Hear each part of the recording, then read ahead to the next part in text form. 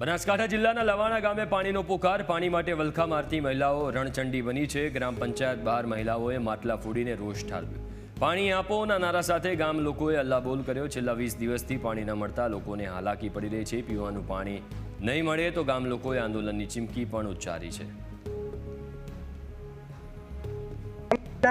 વહીવટદાર, તલાટી કે ઓપરેટર ગામનું પાણી બધાએ ખેતરો પીએ છે। એ અમારા પાસે બધું સબૂતે છે।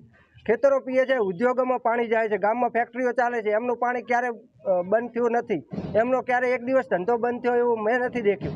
અને મારો કહેવાનો મતલબ એ કે ગામની જનતાને પાણી આપીને તમારે જે કરવું હોય પાણીનું કરો। આવે ના આવે અને આવે તાર ફૂલે આવે, ટોકું ભરાય, અડધું રે, 2 કલાકે આવે, 3 કલાકે આવે, 4 કલાકે આવે, ના આવે પાણી બરોબર।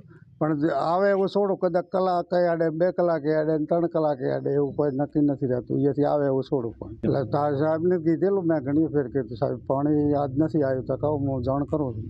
20 દિવસથી લવાણા ગામમાં પાણી બિલકુલ આવતું નથી અને મહિલાઓ પાણી ભરવા જાય છે।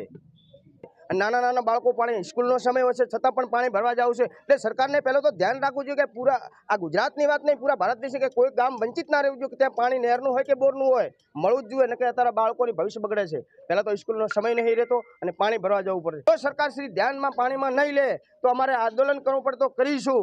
મામલાદાર હોય, કલેક્ટર હોય કે ટીડીઓ સાહેબ હોય, અહીંથી ધરણામાં બેસી જઈશું। માટીના માટલા ત્યાં પાણીના લઈ ત્યાં ફોડવું હોય તો ફોડીશું, પણ પાણી પાણી ને પાણી અમારે હમણે સીઝન છે, પાણી વગર બેઠા બાળકા ભણવા જાય, ભણવાનું ટોણું થઈ જાય।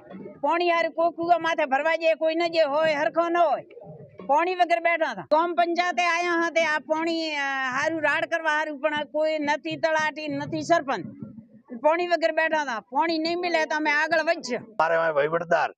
વહીવટદાર હાજર હોતા નથી, વહીવટદાર આવતા નથી, તલાટી આવતા નથી। જેથી આ બધા તલાટી આવે અને વહીવટદાર હોય તો જ આ પાણીનો પ્રશ્ન હલ થાય કે ક્યાં કનેક્શન નથી અને ક્યાં છે એ વહીવટદારને હાથમાં। સરકાર ચૂંટણી પણ આપતી નથી। ખરેખર સરકારને ચૂંટણી આપી દીધી ગ્રામ પંચાયતની, સરકારને ખરેખર આ પાણી આપવાની એમની ફરજ છે અને પાણી નહીં આપે તો ગામ તરસી મરે।